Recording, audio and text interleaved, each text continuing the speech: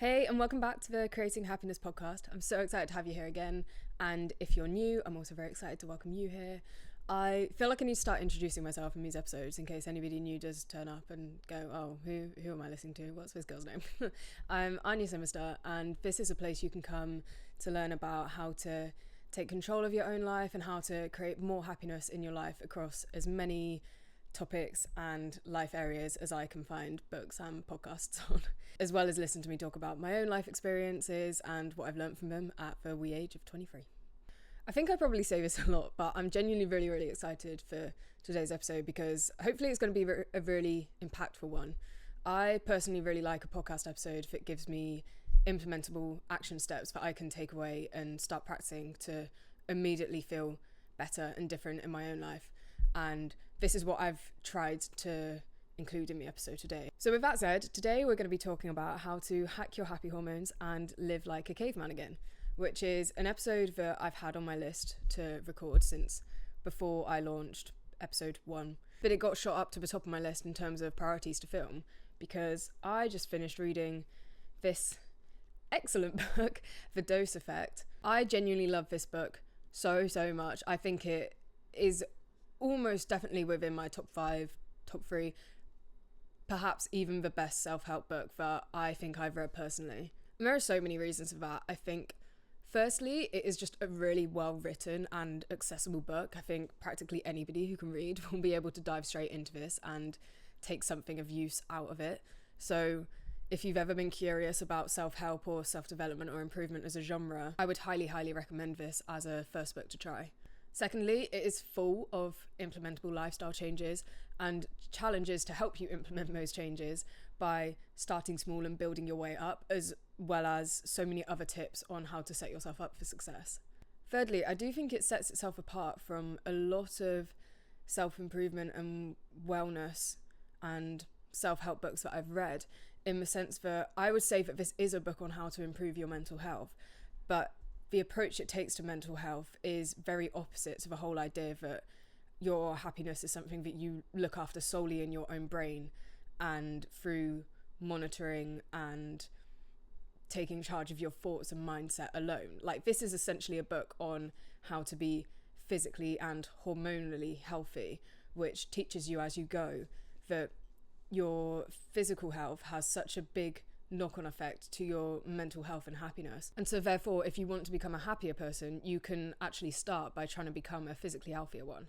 Almost the entirety of the book is about what different actions we can take and what different choices we can make to have a positive impact on our hormones, and therefore a positive impact on our emotional state and feelings, and therefore a positive impact on our thoughts and mindsets. So because of all that, if you're someone who feels like you've never quite gotten on with mental health awareness or self-improvement or self-care content because the language can sometimes be quite emotionally charged, and certainly I think a lot of advice around self-care can be quite abstract, then I would highly recommend this book. I mean, I'd be surprised, to be honest, if you really couldn't stand self-help content and you were here listening to me, but you never know. Certainly I think if you're someone who's not a fan of florally language, this is probably the book for you. There are no frills or frivolities to it. It is quite literally just simple, well-delivered, implementable, study-backed information. I also know that there's an audiobook version of this with bonus content in it, read by the author TJ Power. So if reading isn't your thing, or if you'd like to consume more self-help content but you don't have the time to sit down with a book every day, then that could be a really good way to get your hands on some of this knowledge. Or your ears, or brain. You know what I mean. So, the 4 happy hormones that we are going to be talking about today are dopamine, which is the motivational chemical, oxytocin, which is the connection chemical, serotonin, which is the good mood and energy chemical, and finally endorphins, which are our de-stressing chemicals. I'm going to start by saying that there are so many wonderful benefits that have come with our modern lifestyles, but those incredible things have not come without their sacrifices, and in many ways, our brains and bodies are now outdated for the version of the world that we're living in. The brain is a survival mechanism that ultimately was designed to survive in a caveman lifestyle, in a version of the world that hasn't existed in over 11,000 years, which is roundabout when we stopped being hunter-gatherers. We were not designed to sit at desks all day working and interact with people via Zoom calls over screens, and then come home and unwind at night by scrolling through social media on our phones.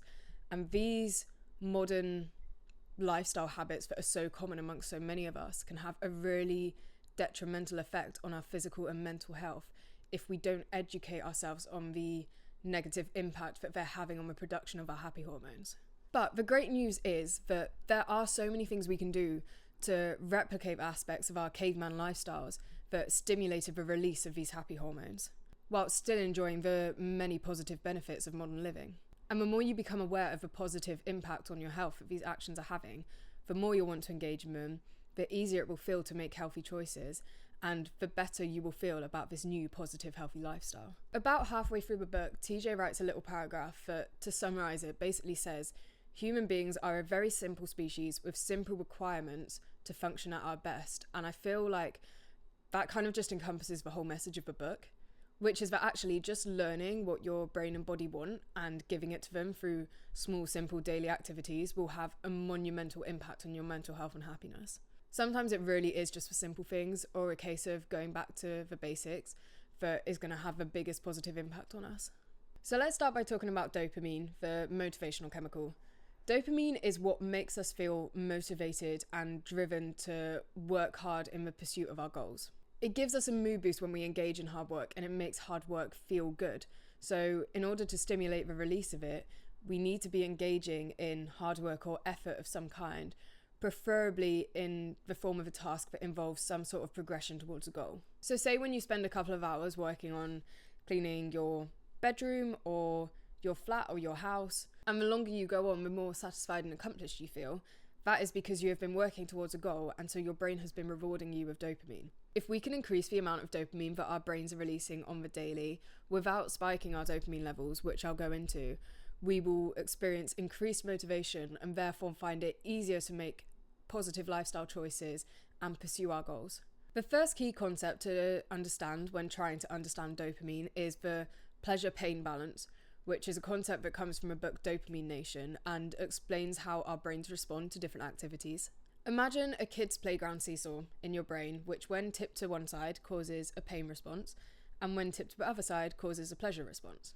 The kind of quirky thing about this seesaw is that when we engage in highly stimulating, easy, comfortable, pleasurable activities like eating junk food or scrolling for a long time on social media, our seesaw actually tips to the pain side and elicits a pain response in the brain, which amongst the release of other chemicals in the brain involves a drop or crash in dopamine levels.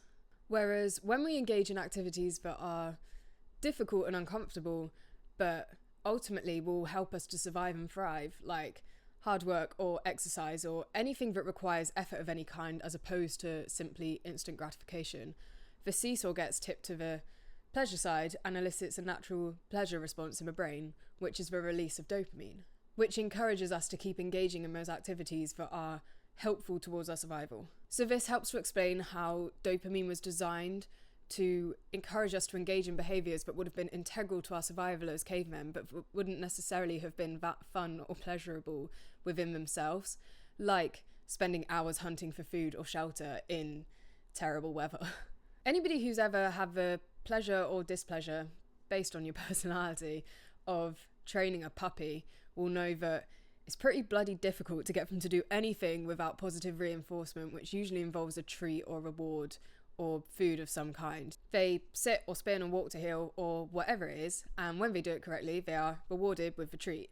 In this metaphor, you're the puppy, your brain is the trainer, and dopamine is the reward that you're being given to positively reinforce the helpful behaviours. The longer we continue to do the good but difficult thing, like hunting or building shelter, the more our brains would reward us with dopamine.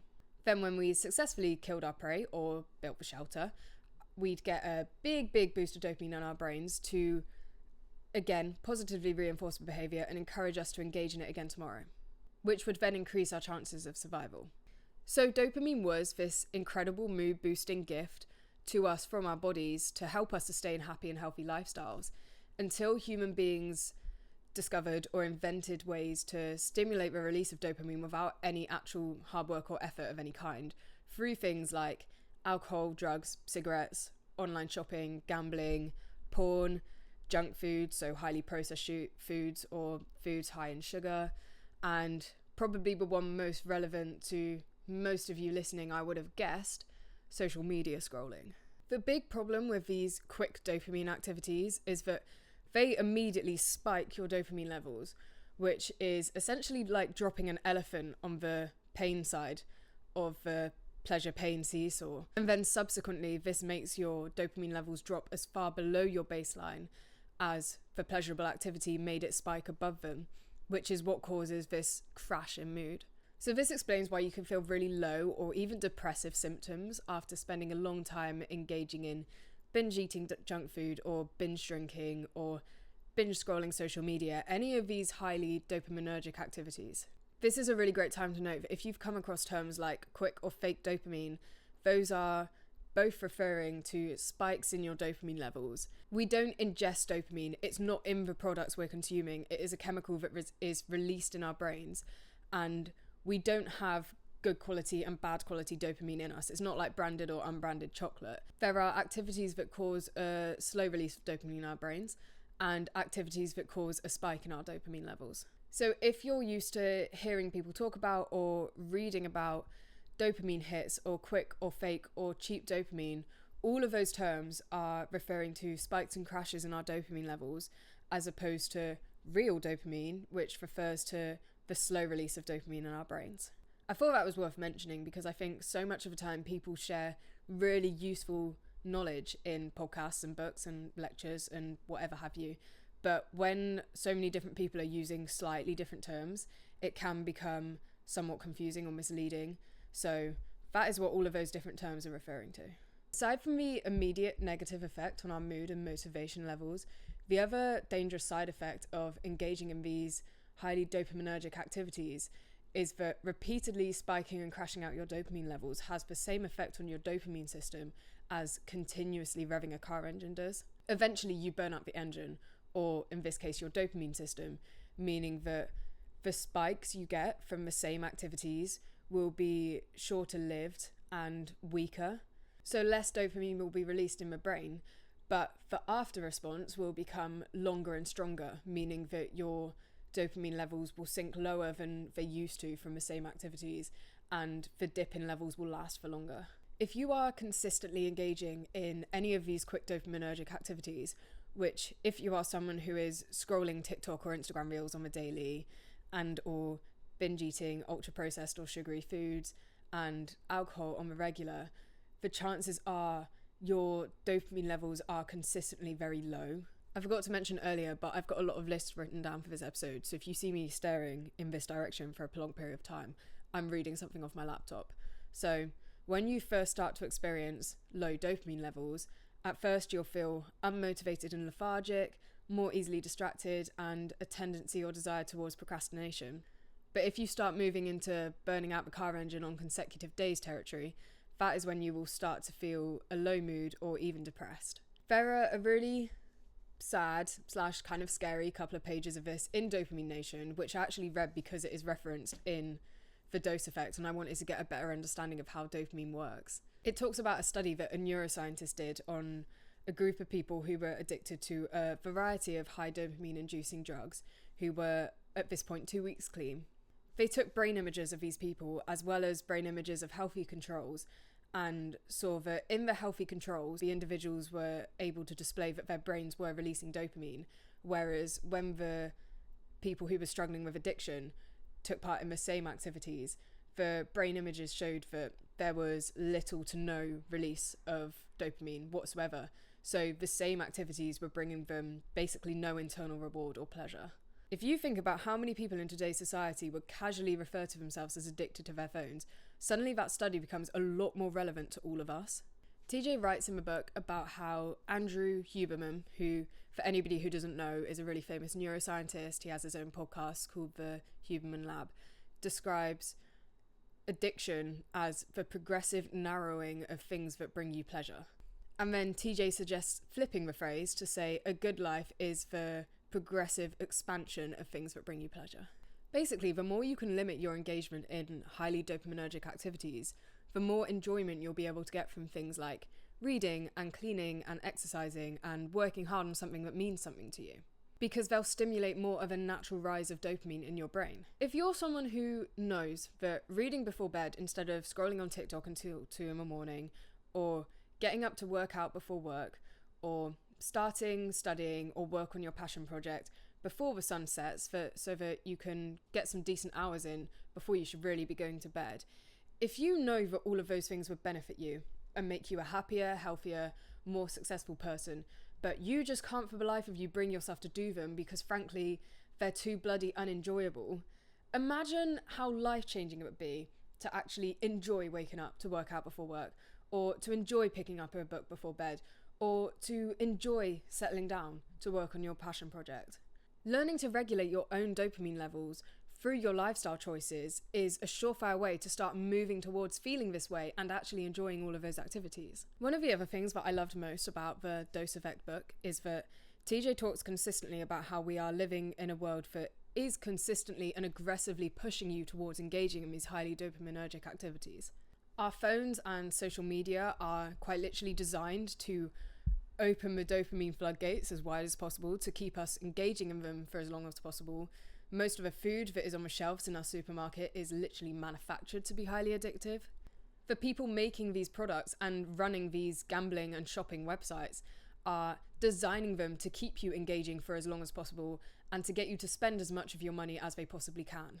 He doesn't at any point shame you for feeling lazy or unmotivated to do the things that you know would be good for you. And I've spoken before about how rubbish I think the concept of laziness is anyway. And I love that he kind of like backs up my point in this book. He literally highlights the fact that the world has been designed to consistently be spiking and crashing out your dopamine levels. And the quote-unquote laziness and lack of motivation that people are displaying, and the procrastination and the inability to focus or even just stick to one task at a time, is just an unfortunate byproduct of this world, or a symptom, if you will.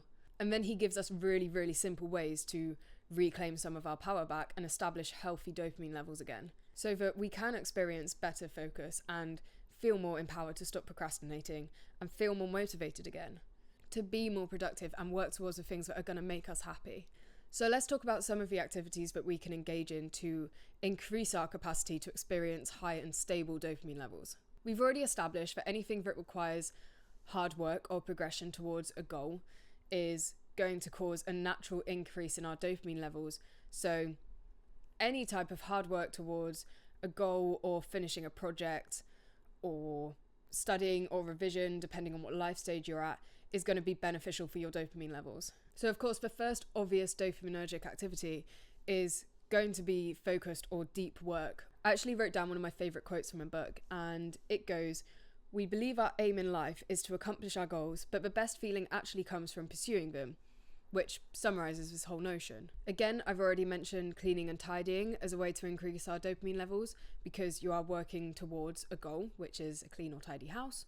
The next really interesting one is cold water exposure, which I think I've spoken about in some of my other episodes because cold showers are something that I find really useful personally. The book references a study that found out that cold water exposure can lead to an increase of up to 250% in our dopamine levels, which is the same amount as cocaine causes. This is one of the bits that interested me the most because I think this was the penny drop moment for me where I was like, oh, I understand now. Because both using cocaine and taking a cold shower can theoretically cause the same rise in dopamine levels. Like your dopamine levels will experience the same increase from the use of both. But because using cocaine is getting instant gratification without engaging in any hard work, your pleasure-pain balance is tipped towards the pain side, which is what causes the crash in dopamine levels after the spike. Whereas with the cold water exposure, the cold shower, whatever form you're doing it in, that tips the pleasure-pain balance towards the pleasurable side because it's a painful activity. So you don't experience that crash in dopamine levels after the initial spike. So with cocaine, your dopamine levels are going to look like that. Sorry, if you're just listening to this, I'm doing a little demonstration with my finger. But with cold water exposure, they're going to look like that. And they're not going to dip below baseline, and they're just going to naturally come down after you get out of the shower or the cold plunge or whatever form you're doing it in. So with a cold shower, to establish balance again, your brain has to create a pleasure response because you've given it a painful one. Whereas with cocaine, to establish balance again, the brain has to give a pain response because you've given it a highly pleasurable one. So if you want to start your day feeling more focused and more motivated to work hard and crack on towards your goals, imagine how much you could benefit from a 250% dopamine increase, all from a 60-second cold shower without a crash later on.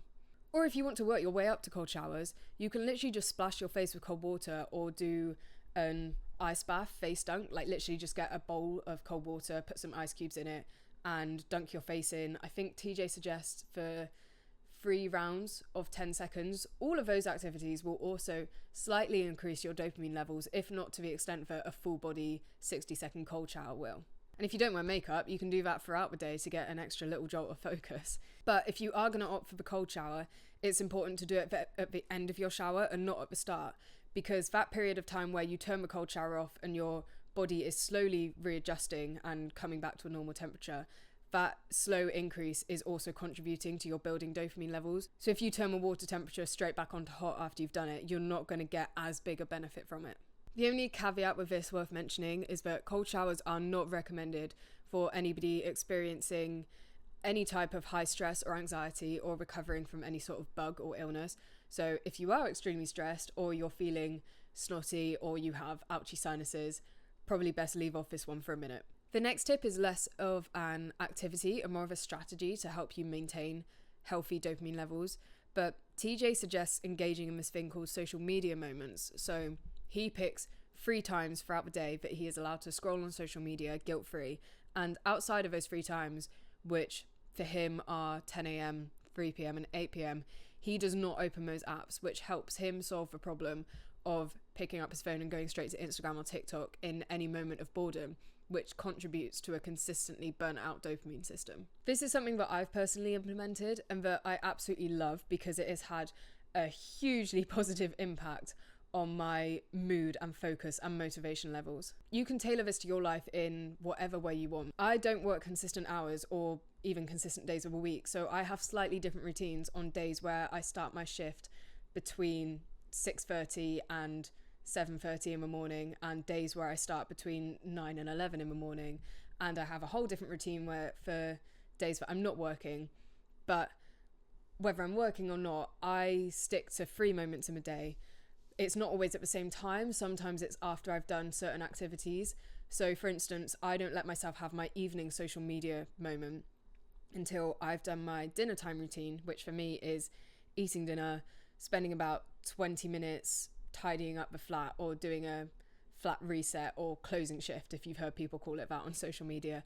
And then after that, I go for a 10-minute walk. And then only after I've done all of that will I get my phone out and go on social media for the evening. Or if you don't want to choose specific times, you could just set yourself a number of times that you are allowed to open those apps in a day. And then once you've gone on it that number of times, that's it, you're capped and you don't allow yourself back on those apps for that day. And that also helps you build self-discipline, because if you use up all of those social media moments before 11 o'clock, then you might be frustrated with yourself later on in the day when you've not given yourself any time left. You can make this work for you. And obviously, if you're a chronic scroller and this is a genuine problem for you at the moment, just having 3 moments to open your phone might not be realistic. So you could set it at 5 or 6 or higher if you need, and then gradually reduce it. Or if you're actually really, really good with your phone usage and want to reduce it even more, you could limit yourself to just 1 or 2 opens of those apps during the day. Also, I would say it's good to be aware before you go into the apps of what intention you're opening them with. So if you're just wanting a moment of feeling good and being entertained and you want to see something funny or you want to see some cute puppy videos, like that's fine, but maybe just be aware of the effect that is having on your dopamine levels and subsequently your ability to work throughout the day.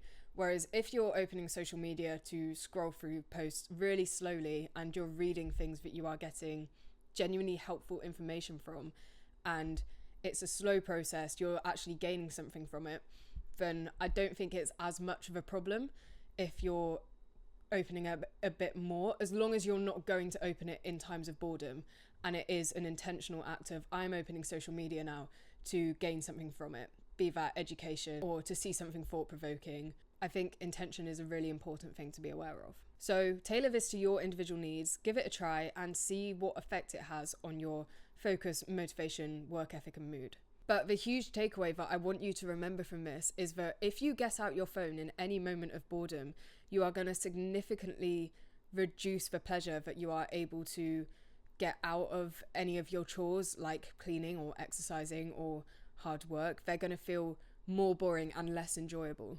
Whereas when you start learning to limit your engagement with those highly dopaminergic activities, you are going to increase your ability to gain pleasure and satisfaction and a feeling of accomplishment from those activities. So the next time you feel yourself itching to scroll or buy chocolate or get a takeaway or online shop, not because you actually genuinely want to enjoy those activities, but because you are trying to escape boredom, just think about that little dopamine trickster, like up in your brain, kind of excitedly anticipating conning you out of your own happiness, and stick the middle finger up at him and reclaim your happiness and control back. So back to our slow release dopamine activities. Obviously, the primary benefit that you're going to get from them is the value that they add to your life. So if you put in lots of hard work towards a goal, say a good grade or finishing a project, that's going to set you up for a successful future, right? That's going to get you closer to your dream career or dream achievement, whatever it is. And if you spend a long time cleaning and organizing your home, you get a peaceful, relaxing, happy, calm, organized environment to live in. That's a benefit within itself. But the dose effect also encourages us to start actively thinking about the positive impact that these activities are having on our dopamine levels, and therefore our moods and motivation levels and excitement about life. I've personally found that since reading this book and getting an understanding of the positive impact that hard work has on my own mental health and happiness, I have found working on this podcast, for example, and cleaning and exercising to be so much more enjoyable. And even things like cleaning at work, like I for anybody who doesn't know, I work at a cafe, I'm a barista, and having a clean environment at work and making sure that the store is spick and span and presentable at the end of the day does not directly benefit me, in the sense that I don't live there. It's not life or death to me whether the store looks perfect at the end of the day, because I don't have to try and relax in it, I don't have to sleep in it, I don't have to eat in it. It's not my constant environment. But literally just the act of making sure that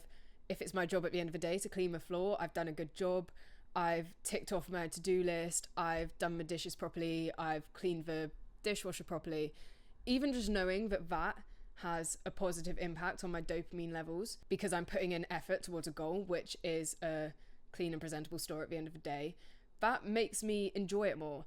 And I rarely find myself looking at the clock or counting down the hours until I go home. In fact, there may have been one or two occasions at work where I've genuinely been so stressed or just feeling so crap, I'm like, I just want to go now. But for the most part, I think because I understand that actually that time at work in so many ways is so good for my brain, because I'm getting a break from these hyper stimulating activities like being on my phone. Like, I'm not on my phone for the 9 hours that I'm at work, and I'm putting in effort and doing something that isn't necessarily fun, but that I know is going to reward my brain at the end of the day. Like, I quite frequently come home from work feeling good. You know, I benefit from the focused work in pursuit of a goal, which is going home at the end of the day knowing that instead of putting in minimum effort, I put my best foot forward because I know that it will be beneficial for my happiness and dopamine levels. To summarize all of what I just said, even knowing that these quote unquote boring, uncomfortable and difficult activities are beneficial for my mental health and dopamine levels makes me enjoy them more and makes me want to engage in them more frequently and with more focus and intention. So every time you have to do the cleaning, or you have to go to the gym, or you have to do some revision from now on, instead of grumbling about it internally consistently, everybody can do a grumble every now and again, I think that's healthy, but instead of letting yourself be consumed by it and have that be all that you're feeling, try seeing it as beneficial to your excitement about life and your mood and your mental health, and just see if you feel any different. We're going to move on to our second hormone now, which is oxytocin, the connection chemical. Where dopamine creates a desire within us to pursue hard work, oxytocin makes us want to connect with, bond with, and procreate with other human beings. And where dopamine makes us feel more motivated and driven, oxytocin makes us feel more confident and more connected to the people around us. It's released whenever we connect to or give or receive love or care from another human being or from ourselves. That's one of the really cool things about oxytocin, is we can actually stimulate its release in our own brains through learning to talk to ourselves kindly and engaging in self-love and fighting back against the aspects of modern society that encourage negative self-talk and comparison, like, again, social media. When you think about it, negative self-talk is the opposite of giving out love and care, because it's essentially self-hate. When our oxytocin levels are high, we'll feel much more confident and connected to the people that we love. Whereas symptoms of low oxytocin are feelings of loneliness and isolation and low confidence. And it's caused by reduced quality and or quantity of social connection and a really loud, obtrusive inner critic.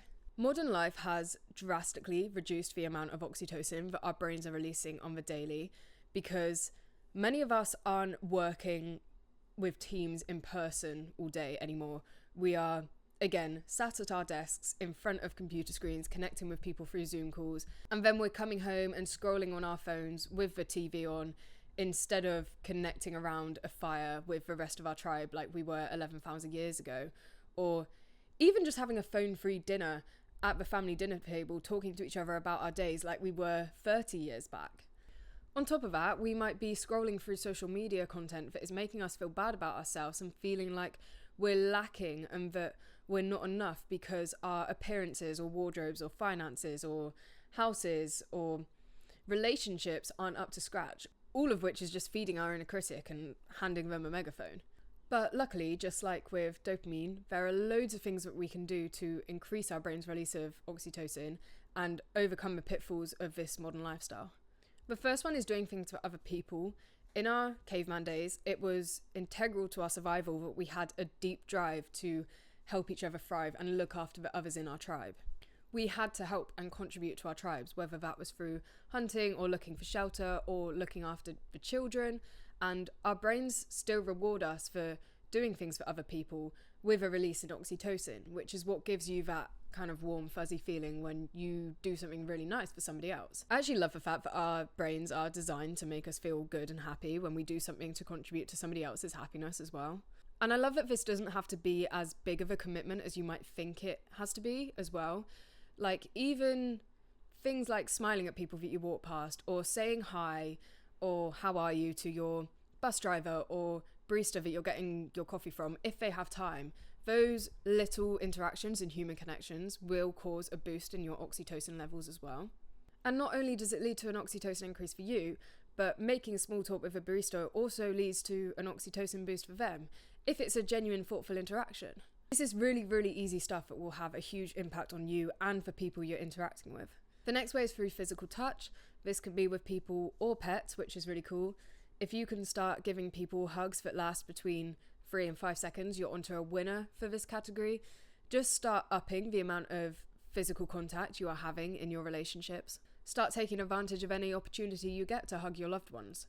If you are really averse to physical contact with other people, or you're currently quite isolated and aren't seeing people that you're that close to day to day, you can also stimulate oxytocin release for yourself with a skin or body care regime by taking your time to massage different products into your skin. For enhanced benefits, carve out a decent amount of time for it so that it's not a rush, and set the intention beforehand of, I'm going to spend this extra time on my self-care because I know that pampering myself in this way is going to increase my oxytocin levels, which is going to have a positive impact on my mood. Then we have high quality social connection. There are so many ways that we can increase this, like calling or video calling people instead of texting them. There was an interesting study in my book that said that calling or FaceTiming loved ones led to an oxytocin release in my brains, but that just texting didn't. We can make sure that our phones are away when we're socializing with people. We can give more compliments to others. Again, increase your physical contact during interactions. Learn how to become an active listener for your loved ones by learning to listen to understand as opposed to listening to respond. Take your social interactions as an opportunity to deepen your understanding of the other person and your connection with them, as opposed to an opportunity to just talk about yourself. Ask them questions, find out as much as you can about the people that you love. Active listening and asking people good questions that show that we really try to understand how they're feeling and what they're talking about leads to an increased depth and openness in our conversations, and it leaves them feeling more loved and valued and important, which will lead to a greater oxytocin release for you and for them. Another way of increasing the quality of our social interactions is actually by becoming more confident ourselves, because confident people have the ability to remain focused on what the person in front of them is saying, as opposed to being ensnared by their own negative inner critic and fears of being disliked or rejected. There's a little confidence guide in the book that I love, which outlines how to shift your focus away from your own thoughts onto the people that you're with, which makes you feel more confident. Firstly, accept that it's human nature to be self-conscious and worry about what other people are thinking about you, and realize that it's okay and natural instead of trying to fight it and not think any of those thoughts. There's a speech that somebody did, I don't know what it's from, but somebody says, if I tell you right now to not think of an elephant, it's impossible. All you can do is picture it. It's the same principle as that. You can't stop yourself from having those thoughts just by telling yourself not to. That just makes it worse, and it actually stops you from being able to disengage with those thoughts. So instead, accept that you're gonna have them and that it's natural, and that alone should make them feel slightly less distressing. Next, make good eye contact and maintain good posture, because that is something that has been proven to make us feel more confident about ourselves. Then immerse yourself in the conversation that you're having by actively listening and participating, because the more immersed you are in what's happening in front of you, the less immersed you'll be in your own inner critic's voice, and so the quieter it will feel.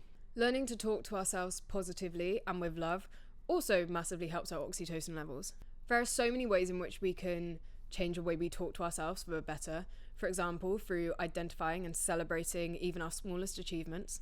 You can think about or write down one achievement that you've made recently whilst you're getting ready for the day, or on your commute, or on the treadmill, or any moment that you are given a few seconds alone with your thoughts and you have the ability to remind yourself, oh, it's actually within my own power to celebrate myself. You can also practice identifying your strengths and virtues and things that you like about yourself more often. Or if this doesn't give you the immediate ick, start writing down positive self-love affirmations or saying them to yourselves in the mirror. I've actually started a script for an episode on all the things that the girly pops have made popular on social media that you think are woo-woo but actually aren't, like manifestation and affirmations and lucky girl syndrome, and where they all actually overlap with neuroscience, so stay tuned for that. Our third happy hormone is serotonin, the good mood and energy chemical.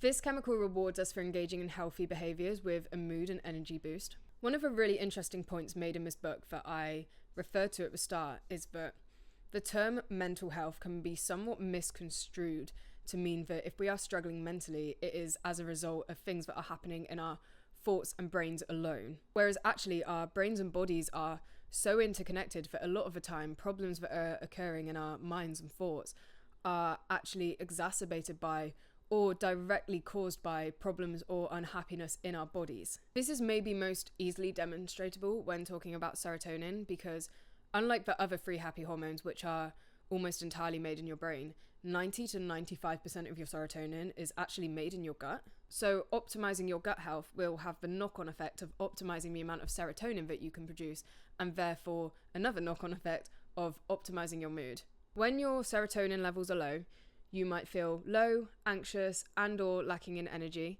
and low serotonin can be caused by an unhealthy diet, lack of quality sleep, and lack of time spent in nature and sunlight, whereas when your serotonin levels are high, your mood will also be high and you'll feel more calm, relaxed, and energized, and we can heighten those levels by firstly spending more time in nature and getting more sunlight. TJ suggests at least 60 minutes of sunlight exposure daily if you want a goal to aim towards, but if you're nowhere close to that, any small increase in the sunlight that you're getting throughout the day is going to have a positive impact on your serotonin levels. One of the best times to start getting it is first thing in the morning, or at least as early on in your day as you can. TJ likens the sun in the morning to a wireless charger for your mood and energy levels throughout the day, because it starts your day off with a rise in not only your serotonin levels, but also a slow rise in your dopamine levels, because morning sunlight also activates the release of dopamine. In your lunch break is another great time to get some sunlight and recharge to try and beat that post-lunch, mid-afternoon slump. We can improve our serotonin levels by improving our diets, which is the biggest way to look after our gut health. I'm going to do an entire episode at some point on how to navigate healthy eating in a mentally healthy way, and how to navigate balance and intuitive eating and all that sticky, difficult, uncomfortable, but important to talk about stuff. So just for the sake of keeping this episode at a listenable length, I'm not going to dive into that right now.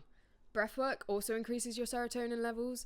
There are a couple of pages of guided breathwork activities in the book for different purposes, and I know that there are loads of great apps that you can use for this, like Open, Breathwork and Meditation, Calm, the Headspace app. All of those are great places to start. They all provide beginner-friendly guided breathwork sessions to get you going if you just have no clue what you're doing. And lastly, we can work on improving the quality of our sleep. We've all been there. We get a shit night's sleep, or we get none at all, and we wake up the next day feeling as moody as anything, as well as knackered. And that's because deep sleep is essential to our serotonin production. I've got a list here of things that are going to improve your quality of sleep. So getting morning sunlight, moving throughout the day, sleeping in a cool or cold dark room in a comfortable bed, dimming our screen lights and avoiding phones at least 30 minutes before bed. I always aim for an hour personally. Avoiding alcohol, caffeine and sugar in the evening, and making evening swaps that calm your mind down ready for bed, like reading or another screen-free activity instead of scrolling. Those are all going to really help. Like always, you don't have to do all of them, but if you do think that your sleep quality is an area of your life that you could improve and you want to experience better serotonin production and therefore mental health because of it, pick one or two of these and see if you feel any different after a few days or weeks of engaging in them. And the last chemical that we're going to be talking about is endorphins, which are the de-stressing chemicals. Endorphins are released when we exert our bodies physically in some way. They help to de-stress and calm our brains, so they are a gift from our bodies to help us deal with stress. Endorphins were pretty essential to our survival back in our caveman days, because if you think about what would have happened if you were out foraging for food, say 15,000 years ago, and a bear pops up, and suddenly you're in the shit, and you're having to run for your life. Your brain is here, there, and everywhere, panicking. Suddenly you've got a stitch. Stopping to catch your breath and calm down isn't exactly an option if you don't want to get eaten. So what happens is your body starts releasing these chemicals, the endorphins, to calm and focus your brain so that you can stay focused on the primary goal, which is escaping and surviving, and also to relieve your body of pain so that you can keep running as fast as you can for as long as needed. That's what endorphins do. They reduce our stress and calm our minds and reduce any physical pain that we might be in. TJ describes them as a natural painkiller, which give us the best chance of survival possible. I'd be willing to bet that most of us, especially us Brits, aren't regularly facing grizzly bears anymore, but I'm sure that almost everybody listening to this would be able to identify the last time that they felt stressed, and I think certainly most of us probably feel some level of stress on the regular just because of the nature of our modern lifestyles.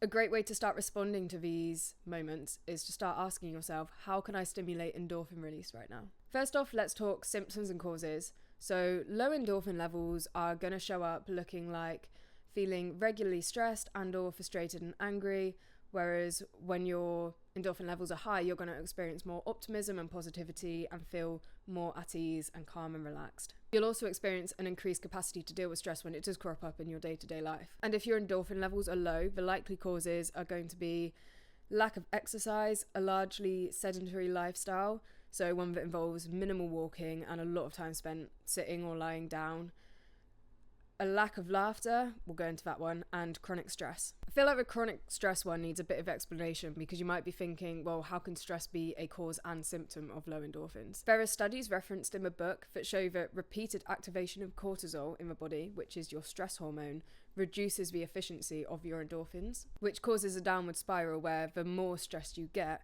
the less well your endorphins work, which are the things that would stop you getting stressed, so the stress is then allowed to worsen. Now, onto the ways that we can boost our own endorphins. You've probably guessed the first one, which is any kind of exercise or physically exerting your body. It's in the moments that you are physically exerting your body the most that you are going to experience the biggest rush in endorphins. So doing things like pushing yourself as far as you safely can and training to failure are not only going to be really beneficial for efficiency in building muscle or reaching your fitness goals, but also for your mental health and for optimizing your endorphin levels. But less intense exercise and things like yoga and stretching are still going to give you a boost in endorphins. The second way that's really interesting is through heat. And this is one of my favourite ones to talk about because I think I've mentioned before, one of my favourite self-care habits is a 20-minute piping hot bath with a fiction book before bed. And I'd never put the puzzle pieces together before as to why it's so relaxing, but now I know that because the heat of a bath is putting some sort of physical strain on my body is releasing endorphins, and that is what makes me feel so relaxed and ready to sleep. Basically what happens is when you get in the hot bath, your brain does not know that water is not going to get hotter and burn you on its own, so it starts releasing endorphins in order to prepare you for the potential oncoming pain. You can also activate endorphin release through heat with a hot shower or in a sauna or steam room. I know the book definitely recommends saunas over steam room just because they are a little bit more intense and they just do push your body that bit further, but obviously use whatever you have access to, and you can just do this in the comfort of your own home. To be honest, I think the baths that I ran for myself probably have a pretty similar effect to a sauna, as in they're hot enough that I will be in there for less than a minute and I will be profusely sweating and much more comfortable if I had all four limbs hanging out of the side of a bath. So I think they're definitely doing the job. Obviously I'm responsible with it. Please don't burn yourself. I'm not condoning that. But you get the message. If your body and your skin can tolerate really hot baths, they can be really, really beneficial.